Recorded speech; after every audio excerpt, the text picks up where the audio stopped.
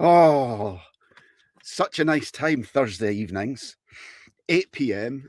is fantastic because it's the JFDI podcast once again. I've not been here for 2 weeks and I've really, really missed it. But I'm super, super, super excited to be back tonight and introduce you to a wonderful lady, such a talent. And I'll get into trouble for even saying that, probably. You watch as soon as she comes on. Tonight's guest, somebody that I met, so we must be going back about 15 years as we, there or thereabouts. And of all places, first met this lady. She was a teacher, my daughter's teacher, actually, or one of my daughter's teachers. And then after meeting her there, I then met her at a meeting of Westmoreland Writers, and she doesn't know this, but I'm going to tell her when she comes on. If it wasn't for her and some of the kind words that she gave me when I read one of my poems, I might never have written my book. So we met at Westmoreland Writers. It was a writing group for writers, poets. Then again, we next sort of like paths crossed at an event in Falkirk called War with Words, again, where people come together to read and share their literary talents. And she's an author herself. She's published, I think, I'm not sure if book 3's out, but she'll tell us. Definitely 2 books that I know of, and I hope I've not got that wrong. And went from being a teacher, and I'm not going to say too much about this because I want to bring her in, I want to introduce her. Like I said, such a talented author, but a very talented poet as well. She's no longer a teacher, and she's taken up something extraordinary that I'm not even going to tell you because I want her to tell you about it later on. Ladies and gentlemen, it's an absolute honour, my absolute privilege to introduce you to Emma Mooney. Good evening. Yeah, you can feel the blushes coming off. That was ridiculous praise. And yeah, I laughed when you said you're going to get her out, because at that point I'm like, that's not true. But kind words, very generous words. Nice to see you. And you as well. You see, I knew you would say that. Mm-hmm. Yeah, you were right.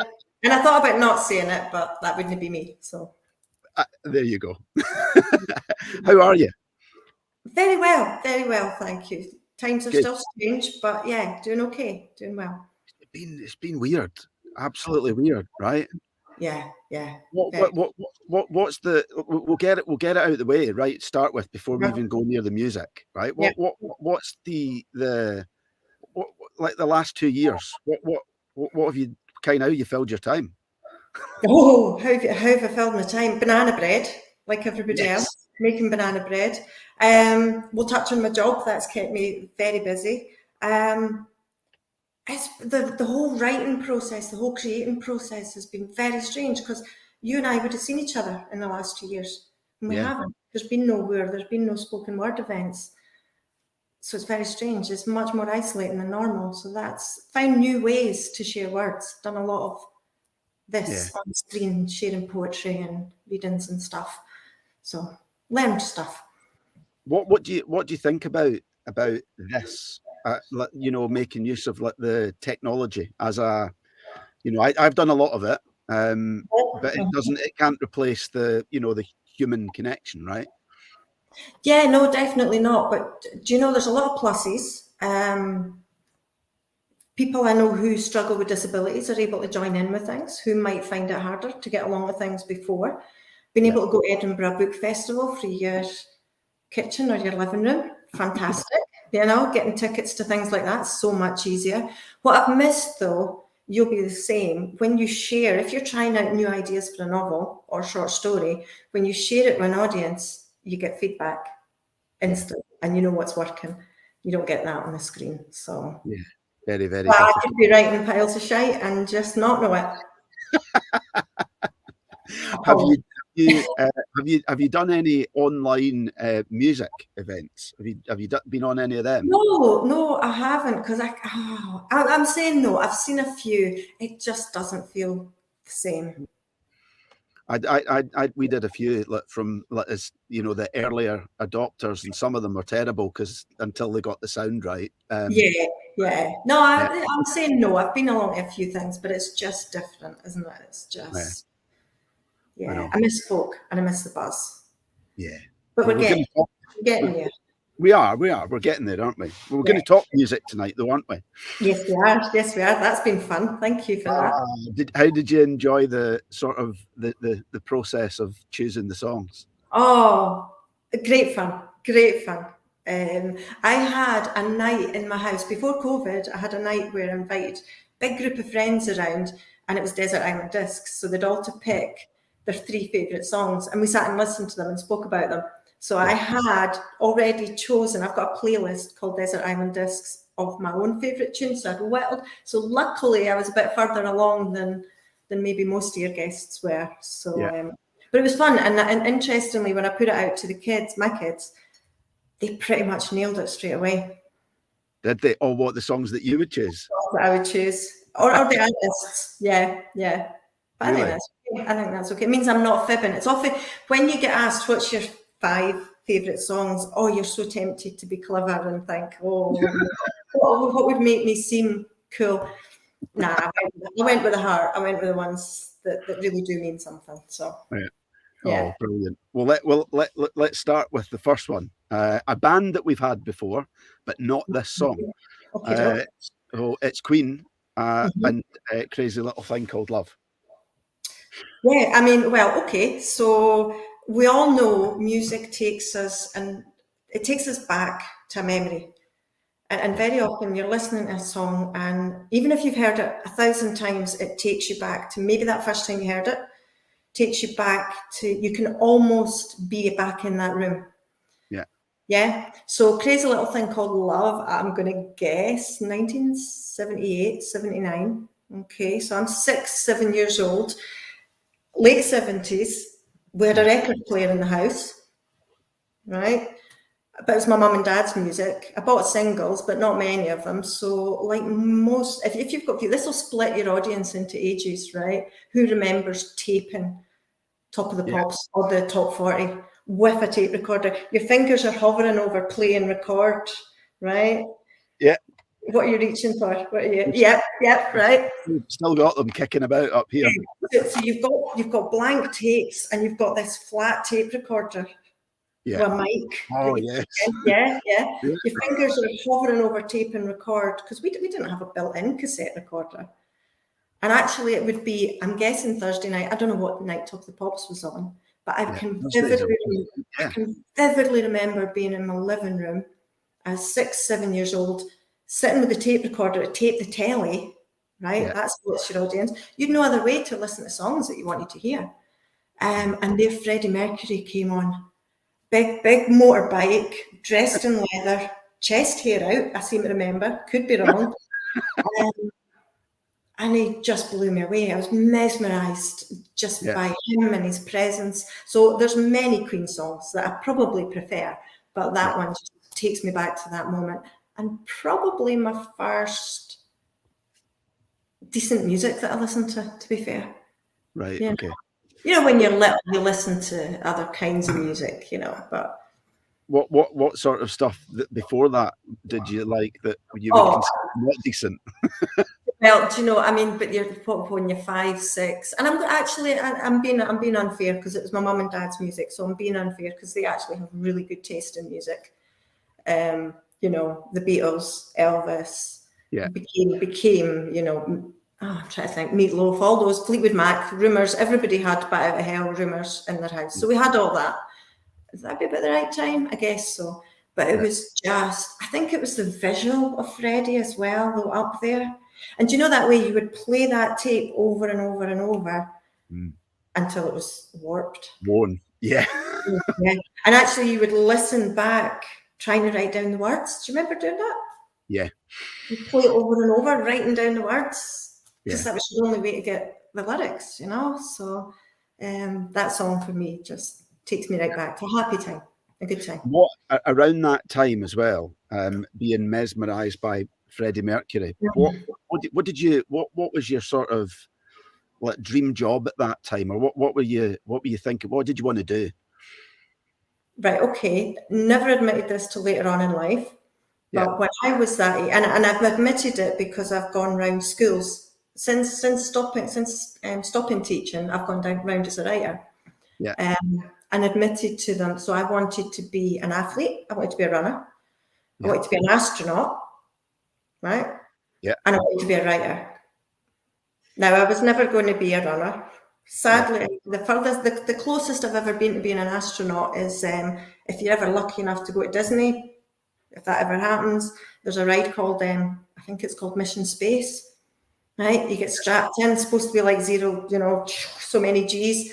Oh my God, I threw up all day long. So, is it Space Mountain, is it? No, I think it's Mission Space, and you kind of Mission to Mars, Mission to Space. It's as if you're an astronaut, and I discovered that, yeah, I do have. That wasn't good. Wasn't good.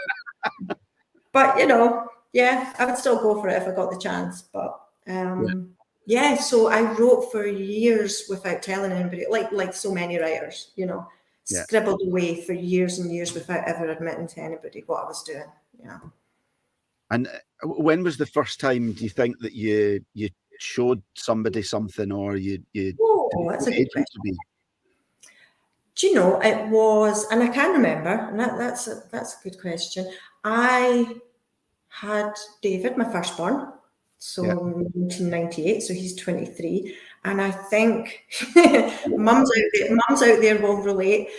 You almost lose part of yourself, right? And so you want to cling you want to grab part of you back when you've got because you're just all consumed with being a mum. And so I went along to a writing class, and if you're going to a writing class, you're there to write. So how old would David be then? Oh, it makes me sound like a bad mother, but months, it was like, it was like, let me out the house, please, Yeah. And that was, whereabouts was that you went at the time? Do you know, the first place before I did several was actually in night school. Who remembers night school? What an amazing thing it was. Okay. Went to night school and then discovered a group called Westmoreland Writers, but at that time it was Maggie Gibson that was running it. And by that stage I had 3 wee ones, 4 and under. Yeah. So I wrote very short poetry. Right, okay. But I went along every week and I listened and I soaked up all of her advice and kept a hold of it for the time I knew I would have to write novels. Crikey. And so you were a teacher at that point as well? Yeah, I was a teacher at that point, yeah. And then when my youngest was born, Laura, somebody said something like, oh, you'll be wanting to go back full time. Well, no, because I wanted to be there for the kids. But also it was like, no, here's my time to write. Yeah, bit of time for yourself. Bit of time for myself. So I worked part-time and I used to drop the 3 kids off at 9:15, and I literally walked as fast as I could home, sat down and set an alarm for when it was time to pick them up in case I was in another world and forgot about my kids. Right, okay. That I was going to, so it leads perfectly on to a question that I was going to ask you later, but I got to ask it now. So what does that creative process, you mentioned it earlier when you were talking about, the last couple of years, it's been weird. What does, well, let me ask you it differently. What did that creative process look like? And how has it evolved? Right, okie doke, messy. Right, and it should be messy. Yeah, it should be. I write all different. So I write poems, I write short stories, and I write novels, and they all look very different, and they look very different on the page. But I do find it's on the page. The editing happens on my laptop that I've got in front of me, but the actual free-flowing ideas works for me with pen and pencil on the page. And it does look messy, but I think that's okay. You just got to let it go. For me, dialogue's the key. I end up in somebody's head and it just comes. So yeah, that's how it works for me. And is there anything more than like during that time that you put aside? Is it just a case of sitting down and just starting to write? Or is there anything, do you use any cues, any sort of like prompts or, No cues, no prompts, but walking. I do a lot of walking. Okay. And if you see me walking and you think I'm on my phone to somebody, I'm not, I'm talking. I walk and talk, and I almost throw myself, it does sound strange, I almost throw myself into that character, whoever I want to know, and I get inside their head, and it's great. I love being inside, because I think I'm inside somebody else's head. I'll get taken away any minute now, but that's how it works for me. Yeah. Well, I kind of get that, because like being in somebody else's head means that you don't have to be in your own. Definitely, and you can do all sorts of mischief. You can do whatever you like. My kids would find bits, even when they were quite young, they'd find bits lying around the house, and they'd be like, "Mum, there's bad words on there," and I'm like, "Yeah, it's not me saying it. It's a character. It's the character in the book. Speaking, so I'm absolutely fine for swearing." Which is interesting, because my novels do have quite a lot of swearing in it, and somebody left a review on Amazon once saying, "I know Emma, she's very nice. Why is she swearing?" And it's bizarre, right? But yeah, it's a messy process, and for me, when I get stuck, it's go for a walk. Right, just go out. Yeah, blow the cobwebs away and be inspired. Blow the cobwebs away and just, or do you know what? Just sit down and write. I was going to say a shopping list. I don't do the shopping. I could pretend. You just sit down and just write. I don't know what's going to happen. And within a few minutes, something comes. Yeah.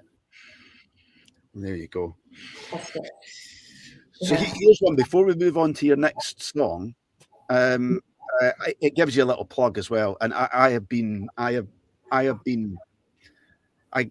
got into trouble for blatant plugs of my one book, but I'm going to give you a little plug for one of your books, but it's a question. You wrote a book called A Beautiful Game. Mm-hmm. What do you consider the most beautiful game? Oh, that's an interesting question, isn't it? Oh, you've stumped me with that one. As in playing. You're a creative person. Answer however you want. So the beautiful game, right? If you want to get all philosophical, without a doubt, it's we live in it, right? This is it. I mean, we get one shot at life, and so this is it. So, and even on I've struggled with depression, but even on a tough day, there's a lot of beauty out there. There's a lot of good to find. So let's go with Mother Earth's, what she's given us. I can't go on to your next song now. You say that I stumped you with that question, and then you give me an answer like that. Yeah, I think that was a bit of a get-out answer, wasn't it? But I don't think so. I don't think so. Isn't it though? I mean, it's interesting, right? And to me, you watch children and they play. Yeah. And they have fun. And children, they skip. How amazing is that? They skip going to school. They might not love school, but they skip. They have pure joy. You hear that laughter, and it's just, and I think maybe that's what writing is. It's holding on to that sense of playing, playfulness, creating, right? Creativity, whether it's baking, painting, it's playing. Yeah. Where do you think we lose that? At what point in our life do you think or maybe, I don't think we ever lose it, right? I think we just sometimes forget it, right? Yeah. Get it back. Yeah. Yeah, definitely, I think. Definitely. Is it drummed out of us? There we go. Whole other. Yeah, indeed. Okay, let's move on to the next question. We've all heard teachers say to kids, "Stop daydreaming." No. Well, I was an avid daydreamer. My wife would probably say I still am. Yeah, absolutely. Don't think there's anything wrong with it. So, Right. can we do your second song? Yes, I'm trying to remember what it is. We'll come. It's okay. I'll tell you, but we'll come back to the philosophy. That's okay. We'll come back. The second song is Prince. Yes, which it is. When Doves Cry. What Did am you see? Oh, you might not have seen. So I spin a lot of vinyl up here, and on I think it was Saturday night. I put a picture of that up, but I also own that as well. Yeah. So what's the story with an absolute classic? Do you know, we're talking about playfulness and creativity, right? Yeah. And Prince just encompasses all of that. I mean, I just loved. So I'm taking you forward. 1984, I think. You can have a look. It's round about then. I know it is. I was looking at the dates Right. earlier. It is 1984. Okay. Yeah. Summertime, so again, takes me back personally to a great place. But to me, his style, his clothes, his hair, makeup, I think he wore makeup. Yeah, I got a chance to see him. I always, if you ask, you know, you have these questions when you're like out with folk and they're like, what would you, who would you like to see that you've never seen? For me, the answer would be Queen. If I could go back in time, I would see Queen, and it would have to be with Freddie. Right? I never saw them. I did get to see Prince in Edinburgh, Meadowbank, I think it was, Meadowbank Stadium. We were there too. You were there. You're going to tell me you were there. Yeah, with Karen. Oh, 95, 96. I'm not sure of the date. Yeah, it would have been about 95. Yeah. It could have been earlier, actually, yeah, but round about then. And just what a show. What a showman, you know, and his personality when he's performing, and you know, the look of the guitar, and it's that creativity. His music is just playful. Yeah. Now I could pick. Do you remember the acts that supported him? 4 non-blondes. 4 non-blondes, and then with the Time Frequency, whose PA blew up. Do you remember? I don't remember that. I think there was a beer tent at that point. Yeah. Non-blondes, I think they had the one song where it was a scorching hot day, and it was a cracking gig. I just still think the man was a complete genius, you know. And the lyrics to that song are fantastic. Yeah. So I've got to pick the one that I was introduced to him with, much as though I love so many of them. But yeah. Okay, so back around that time, we kind of spoke about how you had kind of got into writing, and then you know we skipped forward then to kind of then when you got back into it. But in the time in between, sort of what took you into teaching? So quite simply, because you've got to do something, haven't you? Right, honest answer. Through secondary school, I was really good at science. Bit bizarre. And you got handed this UCA form, you got handed this UCAS form, and you know, fill it in, away you go. So I went up to Dundee to uni to study psychology, chemistry, biology, and it didn't work out for me.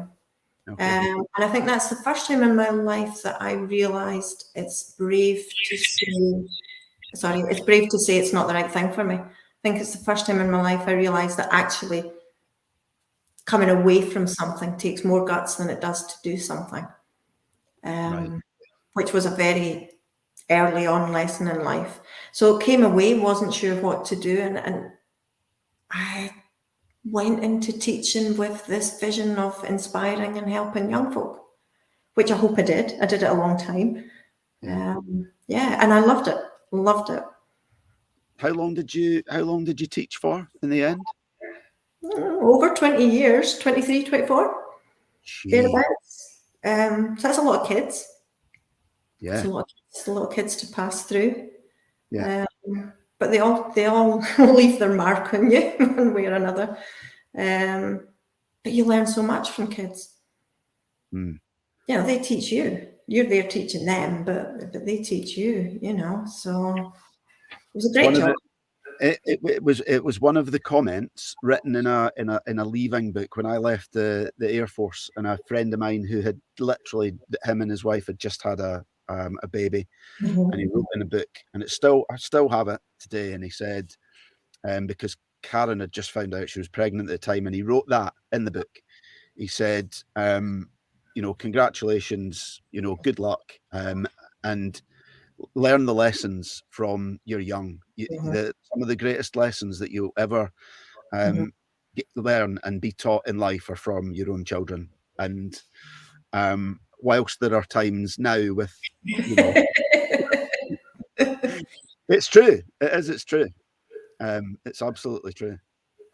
I loved it, and I wouldn't change it. I wouldn't change it. I did it. How lucky was I to do it for that length of time? Met so many amazing kids, but also met so many amazing teachers. Teachers are amazing. They give so much. Don't mention the holidays to them ever, please. Anybody out there, never mention holidays. They're an amazing bunch, but life changes. So it does, and I had a question written here that now doesn't really seem appropriate, because we're at a point here where you were teaching, you were loving it, inspiring children, and back at writing as well, and involved. And so I guess what I was going to ask you was about challenges, but I mean, the plain and simple question is what happened then. I know, but some won't. What happened to change all that? Yeah, life throws us curveballs. Yeah. Right. Believe it or not, it's going to be 8 years, I think, this January. I don't count, but I think it's 8 years. So I was very happy teaching, very happy. And then an accident happened within a school, within a building, that left me physically hurt, and left me with PTSD, and depression. And living with chronic pain changed my life without a doubt. I returned to teaching, which wasn't easy. It was really difficult, really tough. But I guess. But you went back as well. When you were hurt, when the accident happened. I mean, you say you were hurt, but I mean, there was a lot of physical damage done, right? And it took you out of action for a long time, right? It did. But interestingly, I sound like I'm downplaying it. I'm not, but I've moved on so far now that it's okay. Yeah. I've done that story, but from a point of view of being honest, yes, I discovered that. I learned a lot about myself. I learned that if you live with chronic pain, it's a daily challenge. But what did I learn? I learned not to continue to be the super mum, super teacher that I thought I had to be. As a woman, well, as anybody, but you're used to looking after others. Yeah. I was the person at home who kept, and that sounds arsey, but kept home going. Knew what everybody was doing in the house. You're looking after everybody. You're the person that remembers birthdays and hair appointments and da-da-da. And I was used to caring for a class of 30 kids. And when I say care, you really do care. As you know, I actually ended up seriously hurt because I intervened to save a child's life. Okay.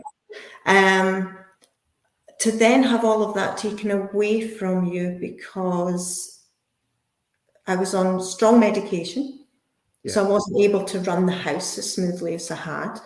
I was having to go to counselling. Life was just, quite literally, my life was thrown in the air completely. Yeah. And one of the things, because we're talking about writing, I lost my passion for writing. Yeah. Completely. I just stopped writing. And that was when you realise it was a big thing in my life. Writing is a huge part of who I am. And at that point, I didn't know if I would ever write again, to be honest. It ended up being my saviour, which is not a surprise. Anybody that writes will tell you, it'll come back to you and it'll help you find your way. But I had to learn that it's okay to reach out to others. I think I'd always been the strong person, and interestingly, when I did go for counselling, if you don't mind chatting about this, I was sent for counselling. Absolutely not, no. Oh, so I went along for counselling, and I had to go through these double doors, and written above the double doors was mental health. And I found myself looking over my shoulder.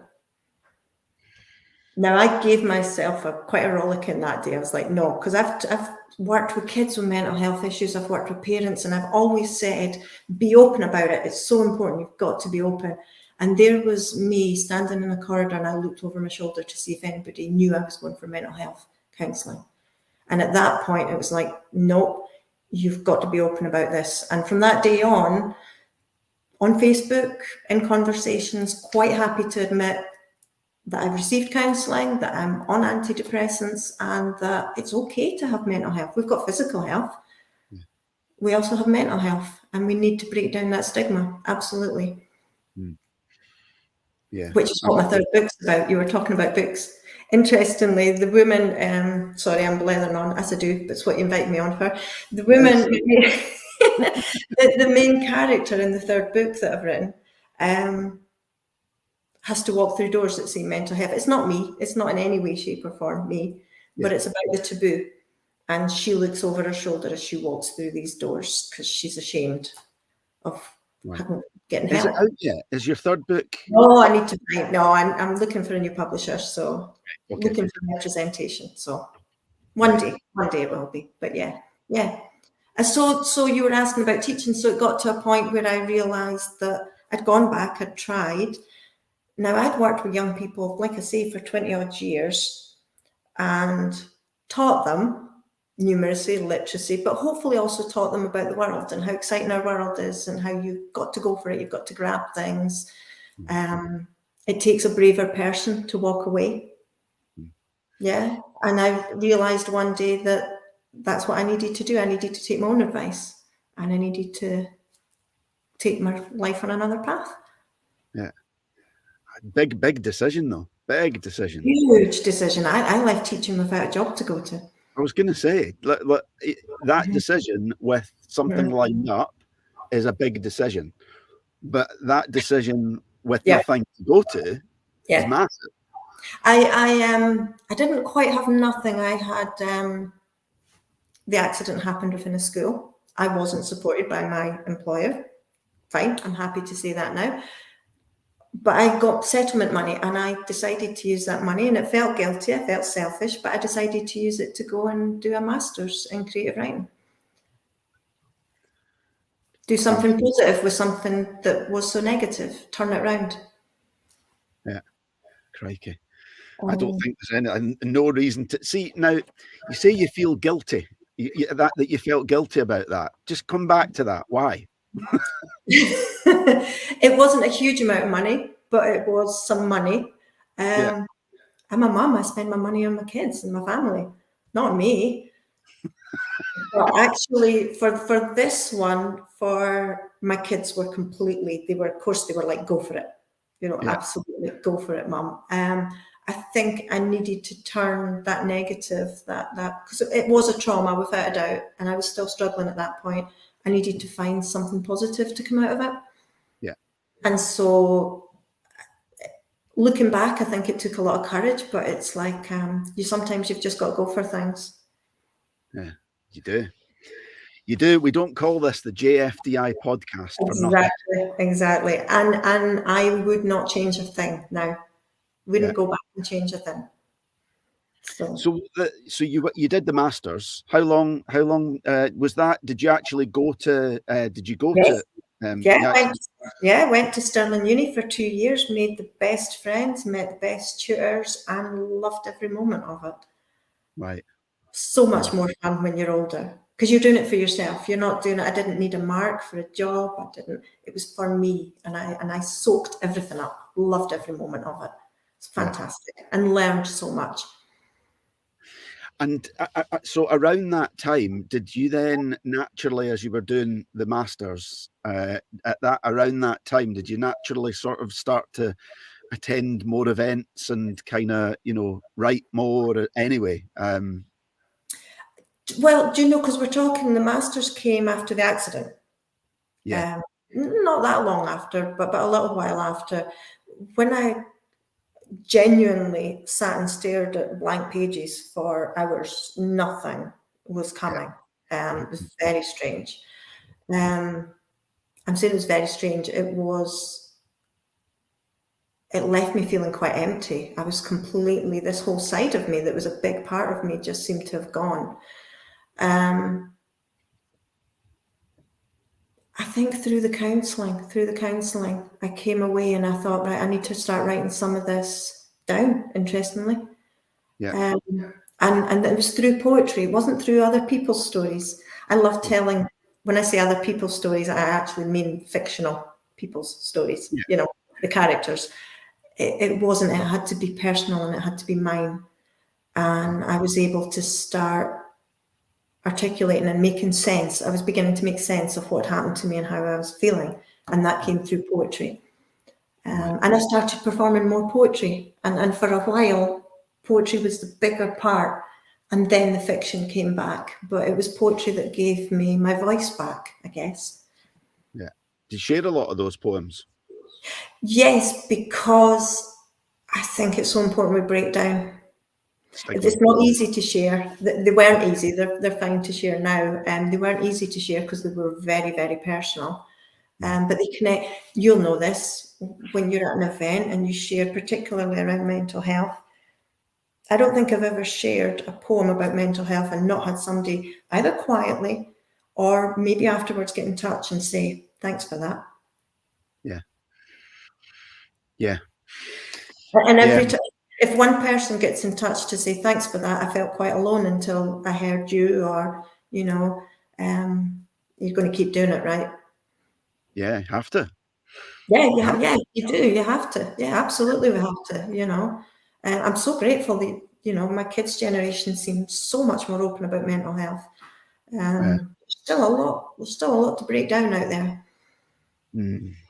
So I need to, before we'll move on to the next song, but I need to ask you this, because for somebody who you heard what I'd said as part of your introduction, one of the first times when I shared something that I had written, and I still remember, because I think I had gone in, I said, I don't know whether I should be writing this, and I was very kind of timid. I was very overwhelmed about being in a group of people and thought, why do people want to listen to what I've written?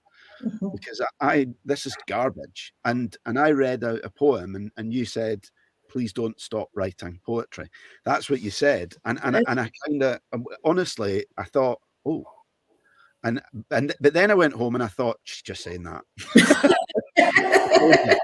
Right. And so the reason that you're laughing is because I know that as someone that writes, it's very, very hard to take compliments, and especially yourself. One of the people that I have, that I've had the privilege of meeting and sharing writing with over the last few, well, not over the last couple of years, but you know what I mean? And you could not do more to help to promote, to praise other people that are out there, that are writing and that are sharing their material, and yet you find it quite hard to accept praise yourself. Why is that? I'm going to go there. Yeah, you can go there. For the same reason you started to say that whole, why would anybody be interested? I have no idea if somebody's watching this just now, but if they haven't switched off, I'm confused, because why would they be listening to me prattling on? Is it a Scottish thing? Is it a female thing? I have no idea. I love going along to writing events, though, and meeting so many other talented people. See how I've turned the question to you rather than to me. I genuinely, I get blown away. You go along to to readings, to events, and you go into the room and you look at this mix of people, not all of whom, some of them are there to listen. And then somebody will stand up and just, you would never know they're sitting, and I always think they're in their bedroom, they're probably not, but I just think they're sitting scribbling away, and it reaffirms how amazing we are as people and how important the arts are, whether it's music, writing, I just think it's an incredible bunch, and I love being surrounded by talented people. So I'm glad I told you to keep writing. So am I. I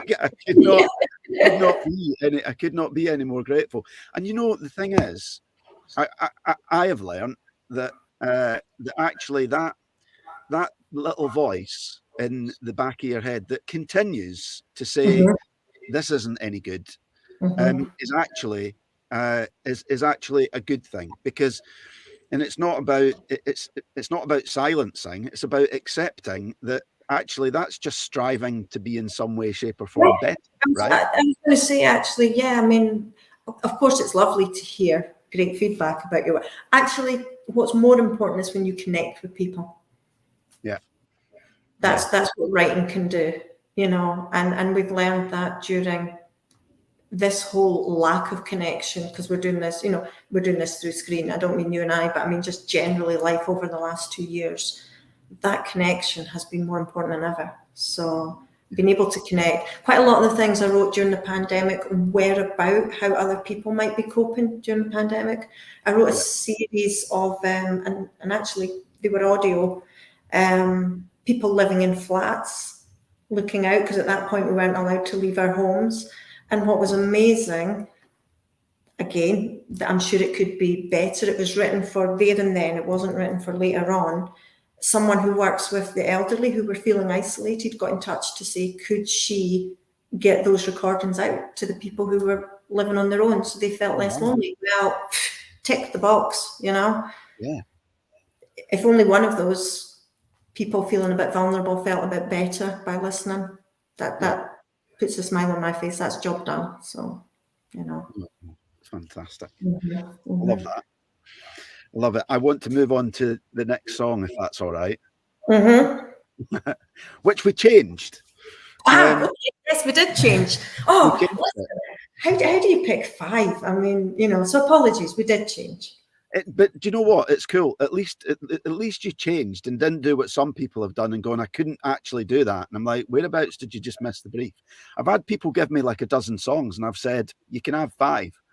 No, I need them. So anyway, the one that you went for in the end is Blondie and Heart of Glass. Absolutely. And it takes us back not far away from Queen, I don't think, in terms of time. Debbie Harry. Blondie to me was Debbie Harry. Now, she was my big brother's favourite, without a doubt. I was still too young. I wasn't cool enough. He's the one that owned the posters and owned, the albums. But my God, feisty, strong, in your face, just fantastic. I mean, amazing. And again, when you go back to vinyl, Parallel Lines, an album I'm sure most folk, if they didn't have at that point, have been listening. Don't tell me you didn't own it. Not only did I own it on CD, but there's just been a special edition released on vinyl, on yellow vinyl. You're not going to believe this, to celebrate HMV's 150th birthday or something. And I always get money from my mother-in-law, and this year I got a little box to hold the vinyl, and I bought Parallel Lines on yellow vinyl for my Christmas from my mother-in-law. Very spooky. Such a small one, eh? Fantastic. Fantastic. It's a classic. I mean, it's just what I loved about that one, and what I loved about Debbie Harry, bearing in mind I was quite wee. Okay. By the way, yeah. No, it's all right. Sorry, carry on. Go on. Right. No, on you go. Go on. Late 70s. I'm quite wee. It's my brother's record, but I'm listening to it all the time. I wasn't allowed to sing that line, pain in the ass. Do you remember it? Soon turned out to be a pain in the ass because that was like that's bad words. Wasn't allowed to sing that, and the thought that I could go around singing bad words, but actually going back to lyrics and in a way it probably links to poetry in a way. You got the sleeve on the inside. You would have an album, and when you took the sleeve out, it had the words printed on the inside. Yeah. And you would sit and sing along with the words, but not only would you sit and sing along, you're constantly looking at these words and the way they're set out and the way they repeat. And I find the words powerful. Yeah. The fact that even I wasn't allowed to say some of them was quite exciting at that age. You know, it's like, oh, words hold power and words can be strong. And it was a woman that was singing them, so even better. You know, there wasn't too many women role models at that time, to be fair. Well, I was gonna say she was kind of stood out from the crowd at that point. Drew a lot of attention, right? For kind of what she was just basically standing up for her right to be who she wanted to be. Be who she wanted to be, and quite playful again. You know, you look at all these artists, quite playful, quite creative, but actually, I don't know if I'm allowed to swear or not. Yeah, you can. She didn't give a fuck. She didn't give a fuck. She didn't. She just, you know, she was just who she was. She came on stage, she did her thing, and she just blew me away, you know. Yeah. In the same way that Freddie and Prince did, but that she was a woman, you know. It's just so much to look up to. Yeah. Yes, indeed. So, I guess talking about strong women, I'm going to bring it back to writing if I can a little bit. What sort of what female authors do you take sort of inspiration from? Oh God, Maggie O'Farrell comes off. Elizabeth Strout. I don't know if you've read all of them. Kate Atkinson goes through my head, and Tyler, American, so many, you know, so many. Yeah. Who would you say is your favourite author of all time? Can you pin it down to one? No, because I don't want to. Stroppy. When we were growing up, again, it's so different nowadays, but when we were growing up, you would be the same, right? When you're young, you've got I had Enid Blyton. Yeah. Right, famous five. Wanted to be George like everybody else did. Alfred Hitchcock's The Investigators, the Hardy Boys, you know, all these, and then suddenly there was no teenage. There was very little teenage market at that point. There's loads now. There wasn't at that point. You kind of went from kids' books and then found your way in adult books. So I followed my dad. So Stephen King was the first big writer that I absolutely devoured. My dad introduced me to him when I was about 11, 12. Yeah. And at that time, we're bringing back memories. At that time, I was at Bathgate Academy. Okay. And in Bathgate Academy, and I'm not sure what year, but we got a new rector, not going to say his name, don't even suppose he's still with us, who decided that he would go through the library and he would remove books that he didn't think was suitable for people to read. And I remember being outraged because all the Stephen King books were removed from the shelves. All the horror books were removed, which was just shocking. So much so now, you know, Stephen King's, I read so much, obviously, you know, so many amazing books, but he still holds a place in my heart because he introduced me and sparked something, you know, that age of just devouring a book. Yeah. Did you see a recent picture that was split in two? It had two library shelves, and it was like I think it was teen fiction, Right.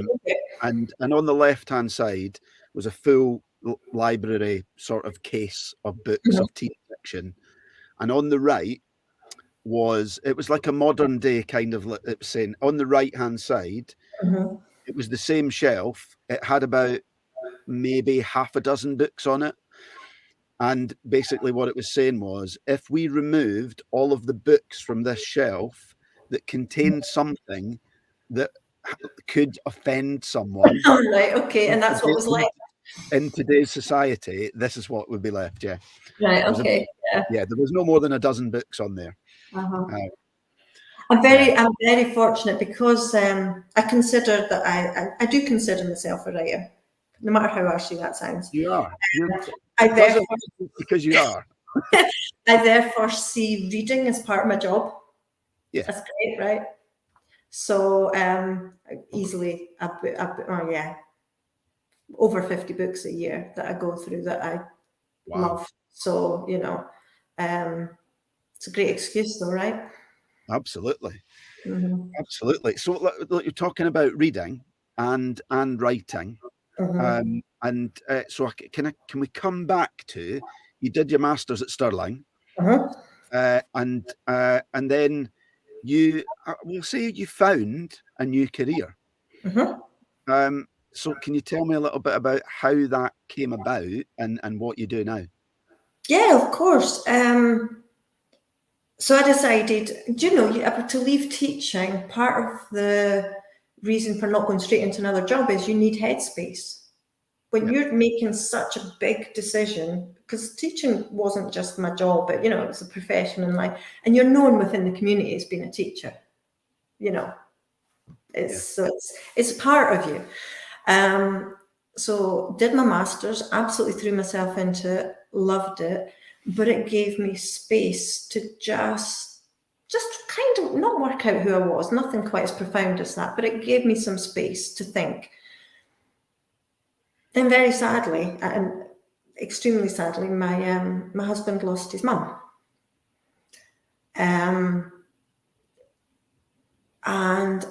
we had a funeral celebrant come round to chat to his dad and to the family. And the difference she made in that first visit with his dad, I was sitting beside his dad on the sofa, sadly lost him since, but I could just feel him start to relax and start to talk. Yeah. And he'd been holding it all in. And I got involved in doing, again, for me, my way of working things out is to write. So I wrote a couple of poems for her, which I performed at her funeral, and it was a huge honour. It's almost like it's like your last gift in a way, isn't it? Being able to do that.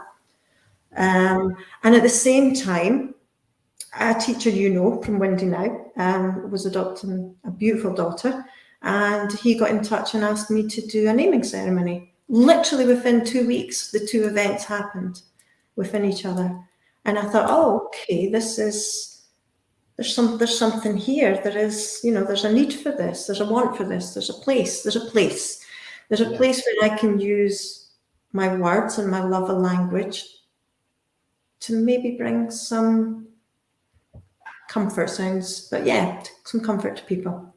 Yeah. So I went away to do some finding out and went and got a diploma in funeral celebrancy. So I'm now a funeral celebrant, which means I get the huge privilege of getting to hear people's stories. It's not. I'm not going to lie. It's not an easy job, but it's a massive privilege. Like you say, it brings some comfort, make things a little bit easier. Easier. Easier. I can't take you, and nor should you be able to take the pain away. And I say that to all my families that I work with. You can't take the pain away. Pain is the price we pay for loving so abundantly. And that pain that we feel, it would be wrong for it not to be there. If that makes sense, it's grief. Yeah, grief is the price that we pay for allowing ourselves to love and be loved.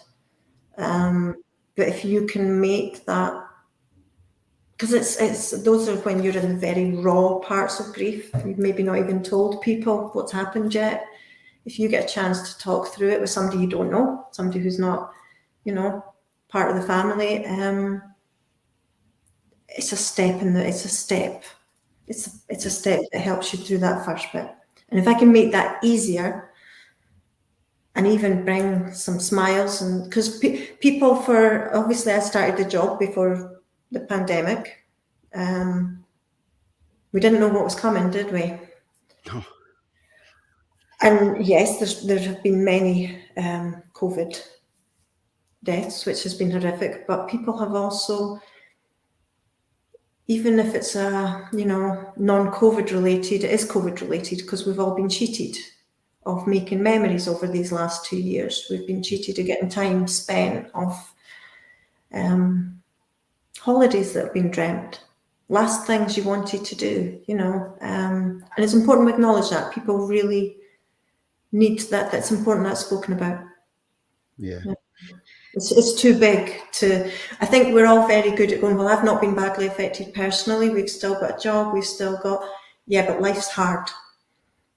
Yeah. And I think it's okay. It's that acceptance we're talking about. It's okay to accept that right now life is difficult, and it's okay to feel this way. It's okay to feel, we've seen the outpouring of anger this week. It's understandable, It is. It is. I wrote a question down here I've not asked anybody before. You were saying earlier about just when the pen just goes. But it kind of I didn't know whether I would use it, because it seemed such a weird question, but it seems quite natural to ask it now. If you could capture one moment of your life in a bottle to relive again just before you died, what would it be? Oh, do you know, it's interesting because doing the job I do, you realise when you go to, and we're not advised to go into people's homes at the minute, so still very much it's often done like this, okay? But when you chat with people are often worried. They think they're going to have nothing to tell you about someone's life because they lived an ordinary life. Okay, so they a boring life. Do you think a boring life, a typical life, never did anything, never, but it's the little things in life. And it's the little things that matter. And once you start speaking to a family, it's those little moments. So for some people, that can be quite literally something that happens in the kitchen, whether it's Sunday morning and it's you're baking on a roll, or whether it's, so I guess, and I think what we've all realised over these past 2 years, and we knew it before, but it's confounded it, is it's about the people. Yeah. It's the people in our lives, and it's those closest to us, and that's been the strange thing about this horrific disease, is that you want to be with the people you love and you want to hold them, and yet at times the safest thing to have done is to be apart and not hold them, and that's what's been so cruel. So to me, the best moments, it's having family around and having a laugh. So it could be something as simple as playing a game of Monopoly. Does that sound daft? It's that where you're, it's no big, it's not swimming with dolphins, it's not, it's none of those biggies. It's sitting in the living room. Do you know what? It's been back around the table with my mum and dad and my kids and their friends, and it's hearing the laughter as they've had their friends back over again. Yeah. I love that answer. I do. Right. Yeah. It's not momentous, is it? But it's true though, isn't it? It's the, you could concoct a life, warming moment if you wanted, but like you say, the little things are the most important. It's the things. It's hearing the laughter of your kids. Yeah, and it's a lot of those. It's a lot because it's a lot of little things that actually make the big things. It is always the little things. Yeah, they're the things that matter. Here's one for you. What would your? I've had to ask this in a particular way, because, and you'll see, what would your best friend say was your best quality? I'm laughing because that's what I always say to other people when they're struggling to be nice about themselves.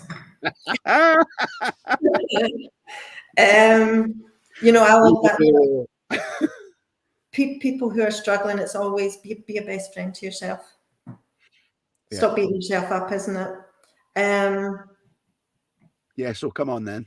You know, one of the things, this was one of the reasons I found the thought of doing this tonight quite difficult, is because I actually want it to be the other way around. I want to be hearing about you.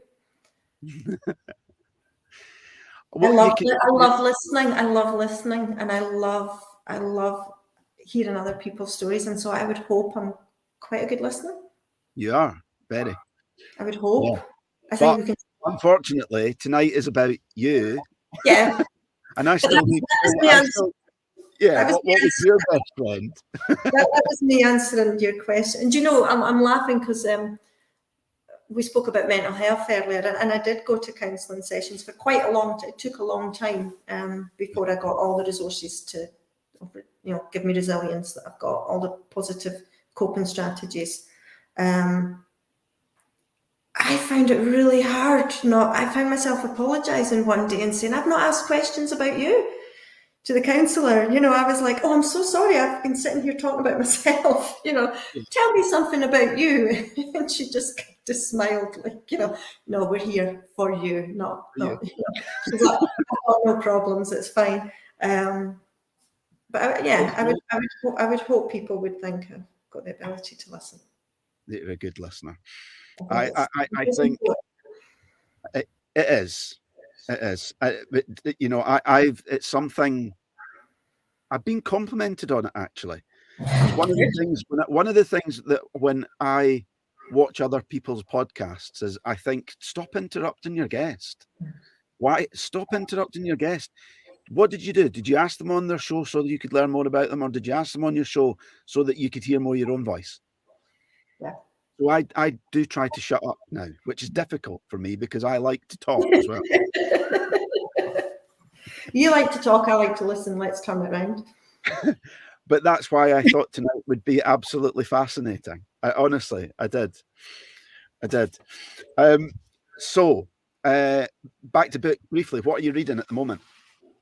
Oh, I'm reading Jane Harper's latest novel. So Jane Harper is in Australia. Actually, I'm reading it on the Kindle. I do read books, but I'm reading this on the Kindle, so I'm doing well remembering. But I loved her first books, The Dry. I'm not going to remember all the names, and so I've been waiting on this one to come out. So her writing's just takes you to a place. She's got a real ability to take you to a place. Yeah. And I don't know, I've never been to Australia, so I feel like I'm there when I read her books. So I love that. I am for a while, and COVID put a stop to this, but I took library books to the there's a food train who take food out to people who stay at home. Also provide a service, or did before COVID, where you take library books to the elderly, to people who are homebound, housebound. And the lady, I took them to an amazing lady in her mid-90s, who had been housebound for a wee while. But she said, you know, through her books, she got to meet new people and go to new places and experience new things. Yeah. How amazing is that? It is absolutely wonderful, isn't it? Yeah. She read a lot more books than I did, but she maybe had more time. But yeah. Can I go back just when you were talking about seeing a counsellor and apologising for you know, not asking about them, and you talked about the coping strategies before and after, and so can you give us just some examples of some of those coping strategies that you've applied? Well, first off, I think it's really important to say, just because I feel it is important, I still take medication. And I think there's no shame in that. And I think that's why it's important to say that. If I had diabetes, or if I had any other illness, it wouldn't be an issue. So I still take medication. Mindfulness. I don't care if it's a thrown around term. It's not a million miles away. I've done yoga since I was very young. It's not a million miles away from meditation and things, but the wonderful Headspace app. Yeah. Didn't save my life, but certainly gave it back to me. Yeah. I live with it now. I live with it now. I live with how I am now, rather than living within it. Same with my physical pain. I live alongside it. I don't live consumed by it. It's a part of me, in the same way that my mental health, emotional health, and physical health, they're all part of me, you know. So some of the strategies are just quite simply taking myself to the right here, the right now. Yeah. It sounds easy and it sounds simple, but it's not. It took quite a lot of training for me. One of my biggest triggers, because I have PTSD, I'm not convinced you can fully not have it. Maybe one day I won't. But one of my biggest triggers is windy weather. So when it gets to this time of year, that's quite hard. But I've learned, I know it's straight. It was the accident happened on a very windy day, which is what was it related to the accident? That actually was what, you know, it involved a window coming in from a building, and that actually happened because of gust of wind. Because of the wind. So there's something to do with the sound of the wind, just as a trigger for me. But I now know to go, it's okay. You're safe. You're fine. You've been here before, and you'll be here again, and you'll get through it. And talking about it again, you know, just saying to anybody in my family or anyone, you know, I feel a bit wobbly today. Yeah.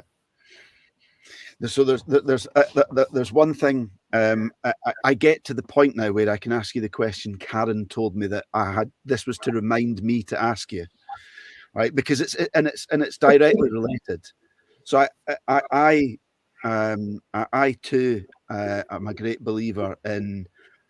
The statement that I like, it's exactly the same as what you're saying. If you want a great future, best thing you can do is stop wasting the present, right?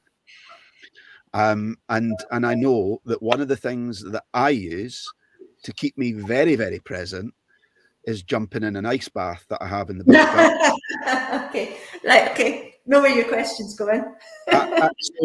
So I know one of the things that you do that keeps the mind very alert, because if you're not in the moment with cold exposure, it's going to be painful and very uncomfortable until you immerse yourself in the moment, right? Right. You're talking about my way of swimming. Yes. So yeah, how did that come about? So when I first started calling it wild swimming, I'm like, it's just going for a duke. It's what, you know, used to do that. But right now at this time of year, I'm quite happy to call it wild swimming because it feels more and more like a challenge. Through COVID, we've all looked for things to do, right? I love being outdoors. I love it. In my absolute depths of depression, which I struggled with, I lost that connection with nature, and I vowed at that time when I got it back, I would never lose it again. And so that's one thing I do. You're asking about mental health. I get outside. I go a walk, I get outside. And what's better than going outside and going in the water, you know? Some people will tell you lots of things, but I agree. Well, do you know, and again, it comes back to connection. So at the moment, it's a safe thing to do. Yeah.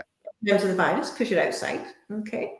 You get to meet people outside. Now, I don't know have you done it yet? Have you been for a wild swim? I've been in the sea. I've done sea dips. I've done a lot of different, but it's the one thing I was going to ask, sort of, what are your recommended spots? Because I've not. I got a paddle board as well for my birthday. Yeah. I'm trying to get out, and so I need some tips on where to go. How lucky are we to live in this country?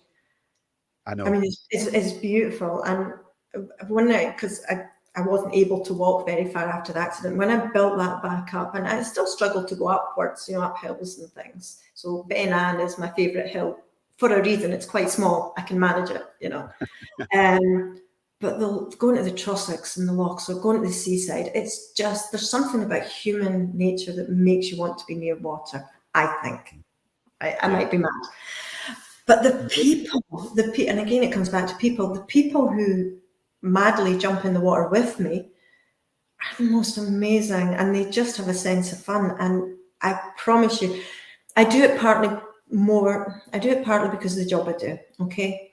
If I come away, sometimes, we're going to be honest, it's difficult, okay? I wish I could absorb some of the pain of the families who are going through saying goodbye to their loved ones. I can't absorb the pain, but you certainly feel it, okay? And that, you can go along with that for so long, and then it begins to just, so you need to be away doing something completely different. You need to take your mind. And when you are jumping in, we went swimming and it was 2 degrees, or my husband and Tony and I went up Dollar Glen. Yeah. And I was like, oh, come on, it'd be really nice to go walk. Really like Dollar Glen. I'm just going to take a bag with me. And he's like, right, okay. And I'm like, yeah, if we find somewhere, it'd be quite nice to go. There was ice on the rocks. There was literally droplets of ice on the rocks. And he's looking at me going, you're off your head. You feel alive. Yeah. You feel alive. That's what he asked me when we were walking back down and, shivering. He's like, how are you feeling? And rather than going, oh, I'm all right, or I'm a bit cold, I was like, I feel alive. Yeah. And it's like a workout for your cardiovascular system as well. And actually what it does do, because I do still have chronic pain, I manage it really well, but it's supposed to be very good for chronic pain, and I would agree. I think from my own personal experience, yes, it is. And when you jump in that water, you can't help but laugh and squeal and giggle. It's playing. It's back to being a kid again. And I just love it. I love it. And there's different moments. I did it in Loch Venacher 1 week in the summer, so it was lovely. You've got geese flying overhead, and there's a cuckoo, in the woods, and you're just like, oh, this is lovely. And then at other times you're going with girlfriends, and we haven't broken ice yet, but we've been through snow, and you're just squealing and laughing. So there's different sides to it, There you go. Top tip for anybody that needs to or wants to have a little bit more fun in their life: go and get cold. Yeah, I tell everybody to do it, but so far nobody's taken me up on it. Nobody. No, my daughter came with me one day, and it was a sunny day, and she did Tony not cannot get Tony in. So what I've done, and he knows I did it deliberately. You can tell he's through there.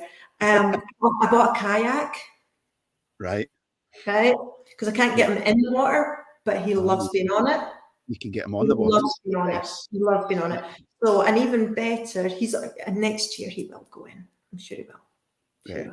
But at the moment, he's on the water, and the best bit is it's an inflatable one, right? Yeah. So when we come back, he puts it all away, which takes a good 10 minutes while I have a swim. So I don't have to put it away. There you go. A bit devious, but yeah. Right. So Dollar Glen was the first place that did you and is that the first place that you went in? Oh no. I mean, I probably had done it before, but this year's the year where it was like, right, this is going to do it. I'm trying to think. Probably Loch Venacher or Loch Katrine or any of those ones up around that way. Yeah. Because they're just beautiful. They're so special. They're places that mean a lot to me anyway, because we've walked there so often, and And you just there's a lagoon in Linlithgow. I never even knew there was a lagoon. Is there? Yeah, Avon Lagoon. And I tell you, during the summer, heaving with people, paddleboarding, kayaking, swimming, and at nights apparently it's even with teenagers. But doing something completely different, I imagine. Completely different. totally different. But, Right, we better go on to your next song because we've got you've got 2 songs left. You've gone for 5, but the next one was Delight and Groove in the Heart. Right, this one, do you know, we've been talking about mental health, as we should, and I find music has a huge impact on my mental health. And this song, I defy anyone to play this song and not smile and get up and dance, but maybe that's because, again, it takes me back to a time getting up. Do you like 90s? 90s? Yeah, 90. 90, yeah, okay, you've done your homework, right? 89, 90. Yeah, okay, doc. So I think dancing while you're getting ready to go out as a teenager towards the late teens, you know, just dancing with friends, getting ready. One thing I have done during lockdown, one thing I've joined in with, somebody else completely organised it, is a wee community called Daily Dancing. Okay. So obviously, because I write, I've got many friends who are in the theatre side. So from actors to playwrights to choreographers to producers, all sorts, and they've been really seriously hit during. Okay, a lot of them are self-employed, really difficult, and a dancer, Emma Jane, decided, what better thing to do than every morning at 10 o'clock, play 3 songs. You turn up, you say hi to everybody, they play 3 songs, 10 minutes, everybody dances in their kitchen. So obviously during lockdown, we've had kids dancing, we've had, people in tiny spaces, cats, dog, my cats invariably walk in front of the camera. And then at the end of the 3 songs, you just come up and you wave goodbye to everybody and wish them a good day. And it's been a space because many of those people live on their own. And we should never forget there are people who have lived on their own during this, And it was 10 minutes where they got to see other people and be part of a community. And it's been amazing. Yeah, it's still going, which is fantastic. It's still going now. Still going. It's at the moment it's Monday, Friday, but because it's getting darker and people will begin to work from home again, I would imagine it might go back to 5 days. But it's that sense of community, but it's through dance. And maybe the first. I'm quite happy to dance anywhere, anytime. Go for it. Just so all of those songs that you've danced to, that question I asked about, like bottling a moment, and you spoke about it being the little things. Is there one dance or like one song in particular during that time that sticks in your mind, or is the whole lot? Is there one that you kind of like? Actually, kind of. Again, you get muted, but everybody's loving it. Everybody's singing along.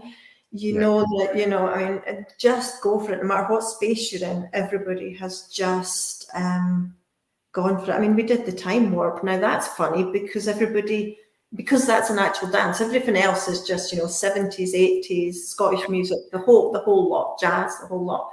But when it's something like the time warp, no idea where that's come to mind, except everybody on the screen.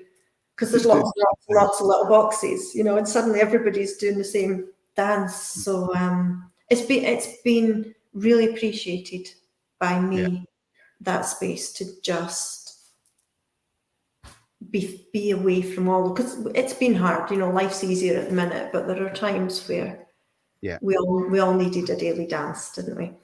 Yeah, I do like that. I think we always feel better after a little dance. I was just going to say that's why I chose this song, because it's the music I listen to can have a huge impact on mood. So I've found out quite a few things I didn't know about you tonight. But I actually wrote a question down about this as well. Can you tell me something that most people don't know about you?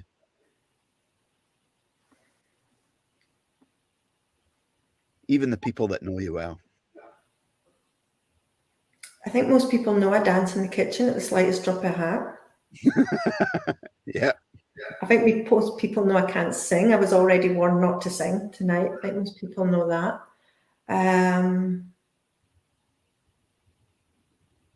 I'm not fussed if there's nothing, because I think I'm probably, some people would say I'm too open most of the time. I'm quite happy to share. Yeah, and that includes the things that I get wrong. I have no problems with putting my hands up and going, well, I made a mess of that. What's the biggest one there? The biggest. What's the biggest? What's the time above all that you got wrong that you kind of look back on? Yeah, what would you consider, I guess, your biggest failure? And I know that you look at it that it's not a failure, that it's a learning experience. Learning experience, and actually part of that living in the moment. And again, this might sound glib, and it's genuinely not meant to, but when you, and then the accident was we've mentioned it more than it deserves credit for, but it was a big turning point in my life, and it can't be about Bush. I'm very lucky to be here. That's one of those days where many people have faced, where we were speaking about this previously, where, that might have been the end of my story that day. Yeah. And I think you then learn that right now it's about right now. It's got to be about now. It can't. My biggest mistake might have been going back to teaching for as long as I did, because I struggled, and maybe it took me too long to reach that point of saying, no, now's the time to finish. Maybe I pushed myself too far, but I can't change it, and I've no desire to change it, Yeah. I've learned, I'm not going to say I'm a better person for it, but I'm a more empathetic person. I have a better understanding of how mental health works and how to listen to people and support them, hopefully. So I quite ask people if they have any regrets in life. I didn't write that down because I know the answer to that with you. And I think that you've just kind of summed it up perfectly. No, I had extreme guilt when I was struggling after the accident, as we call it. When I was struggling with depression, I had extreme guilt that my children were seeing me upset. They were seeing a mum who I needed a lot of help, just doing day-to-day things. My daughter was dressing me. My children were, she even still sometimes has to help dry my hair and things if it's a bad day.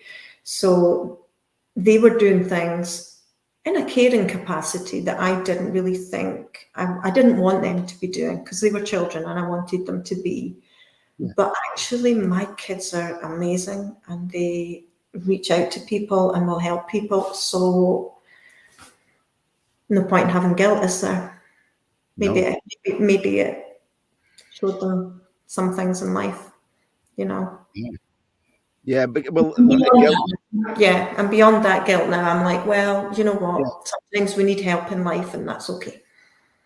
Yeah, and I mean, for me, it's the bravest thing anybody can do. I mean, a lot of people still, even today, believe that asking for help is weak, and that that it's going to draw attention, the wrong attention, and you just need to get.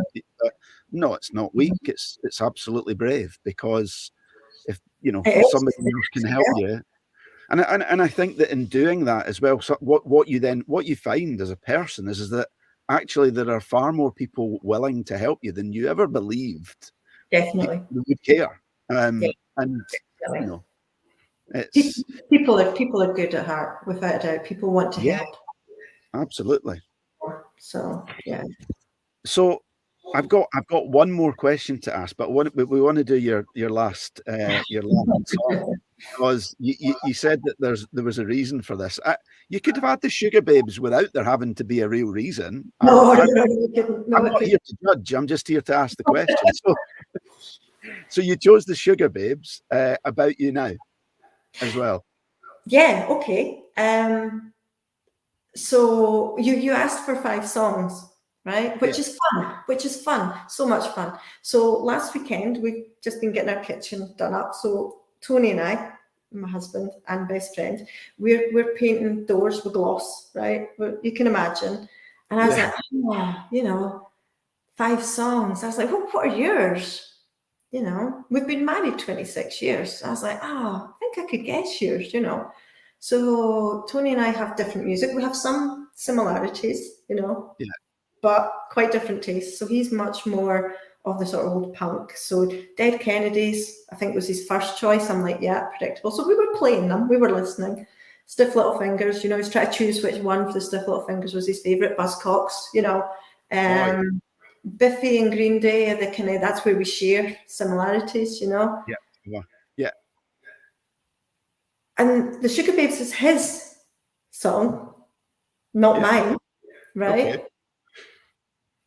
And he floored me. He absolutely, I was like, he surprised me. And after 26 years of being married, I love that he can still surprise me. I love that. So I thought this song has to be now my favorite song, because if somebody we very much are just two halves of the same. Yeah. If you can surprise me, I just think that's amazing. And what I love is when people do surprise you, when you surprise yourself as well, right? Because you can still surprise yourself and hopefully surprise others. So I thought that has to be song number. He will kill me. He will absolutely kill me. He won't know, because he'll never watch it. He won't know. We've been playing it all week. I immediately, as soon as he told me that, I'm phoning the kids and going, right, what do you think your dad's song choices were? Not a clue. And so we've been playing it and laughing and So I cheated. It's not really mine, but it's not cheating at all. And I love what you did in kind of asking folk on social media as well, because some of the songs on there, cracking songs, absolutely. So much so, I'm gonna have to play some of them on the radio. Such good such songs. a great way to just get an absolute corker of a set list. Just ask. Yeah, very few. I asked for the one favorite song. Very few get one. Everybody's like this, and this, and this. That's the thing, and that's what I love about this. It's so hard to narrow it down. You kind of do have to think, and some people have come on and genuinely said I didn't have to think, or I didn't. And a couple of people that have come on and said these are the 5 that I've chosen because these are the 5 that came to my mind, and it's about this, and this dead quick. And some people have kind of gone, you bastard, Richardson, what are you doing asking me this? What a horrible question to ask a friend. That's so hard. But that laughter we had last weekend might just be, it's one of those, I have an elderly aunt, and she talks about in the memory bank, if we go out for lunch, she'll say that's another one for the memory bank. Yeah. And I think I was laughing. Honestly, when he said Sugar Babes, it's just I don't know how well you know Tony, but that is not his cup of tea. So I don't know him too well, only in the occasions that we've met together. When at Wooer or kind of bumped into one another. But is it one that is it like a guilty pleasure type one for him, or do you think? I wasn't going down that road, but considering we'd listened to the Dead Kennedy stuff, we'd listen to all of these in the house. We're going through the whole, pretty much the top tracks on Deezer to try and which one would I pick, which would be my favourite, that one, because he used to play in a band, so he used to sing and play guitar, and these are the songs he played and sung, and then to suddenly go, there's quite a good song that I quite like, it's like Sugar Babes. Yeah, but surprises, right? Yeah, and life surprises. Yeah, absolutely. Great. Yeah, made me smile, and that's what life's about, right? Yeah. So I've got one more question for you this evening. Right. Actually, no, I don't. I've got a few quick ones, right? I'm gonna keep this one to last, right? But just a couple others. I know you like traveling, and I know you love Scotland. What's your favorite abroad holiday destination? We fell in love with Croatia. It's beautiful.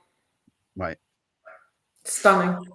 Is there anywhere on the list that you've not been that you'd love to go? Yeah, the rest of the world, anywhere I've not been. Anywhere?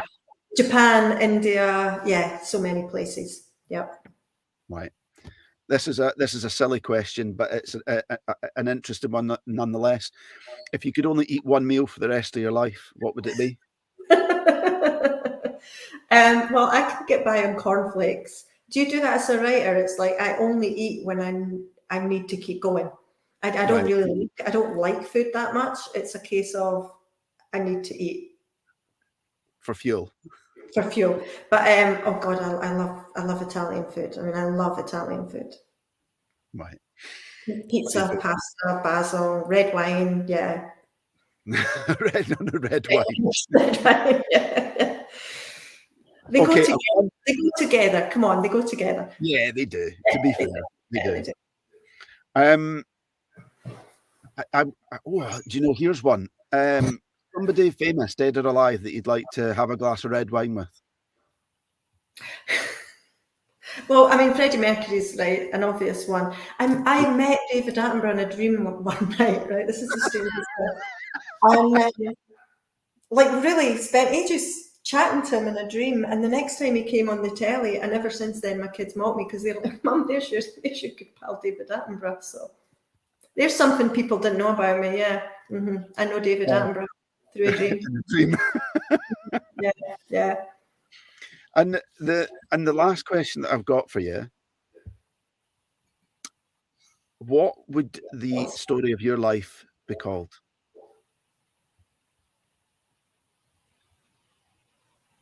Do you know I'm rubbish at titles anyway? So if anybody can go, it was that. What a great title! I'm rubbish at titles anyway. Rubbish at titles. Like, really struggle with titles anyway. Oh, wouldn't it be great to come up with something? Is it Spike Milligan that's got on his epitaph? You know, it's something along those lines. Is it Spike Milligan that's got the "Told You I Was Ill"? Oh, and he's that's genius. Oh, I would let it be somebody else to decide. Just let me live now and let somebody else decide.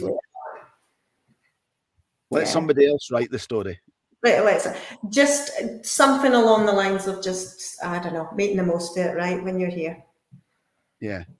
Oh, I like that. It's almost like JFDI, isn't it? It is really. Yeah, it is. Yeah. It is. It is. You don't know how much time you've got, do you? So stop planning for. I mean, I'm not saying don't plan your holidays. We all love that, but you know. Yeah. This is it. Yeah. This is it. Yeah, this is it. Emma Mooney, thank you very much indeed for coming on and chatting. Thank you. And I was determined to ask you questions tonight. I was determined, and it didn't happen. Do you know what happened when the tables were turned and I brought a mate of mine over quite recently? We flipped the tables. Sure. He sat with me here in High G's, and he interviewed me. So the only thing that I would say about that is that it's over 2 hours long. I mean, mind you, we're not too far. We're an hour and a half tonight. No way. Absolutely no way. Yeah, it's 9:30. Seriously? Wow. It's my bedtime. Yeah. But there you go. Thank you so much. I have learned more about you. I think that your story is fascinating. And do you know what? There were people watching as well. And what I will do in a couple of days' time, just so that you know as well, I see the numbers. So I'll tell you that there's more people been watching as well. I've thoroughly enjoyed chatting to you. It's been fun. It's been fun. Like you said, if you learn something and if it's fun, do it. So there we go. Absolutely. Please stay in the green room just for 5 minutes, the virtual green room. And do you know what? Can I just? My cup of tea's cold. We're gonna say it's because we've been gabbing. There's quite a few of my friends. I'm not gonna read them out, but there's a lot of comments that you might want to read back as well. A good friend of mine that I had on the podcast about just over a month ago, a gentleman called Malcolm Clark. You will love watching that. He was watching tonight, and made a few comments, as is my good lady wife, and lots of other people watching. But I will let you stay in the green room, and we'll say good night to everyone else. Thank you, sir. Thank you. So to Malcolm and Julie and Karen that left some comments, and to everyone else that's been watching tonight, thank you very much indeed again. And we'll be back next week for the last JFDI podcast of 2021. So Emma, thank you very much for coming on, and good night to everyone else. We shall see you next time. Any final words, Emma, for anyone? No. I thought I'd been got rid of already, so no. Thank you. Right, No, thank good you. night.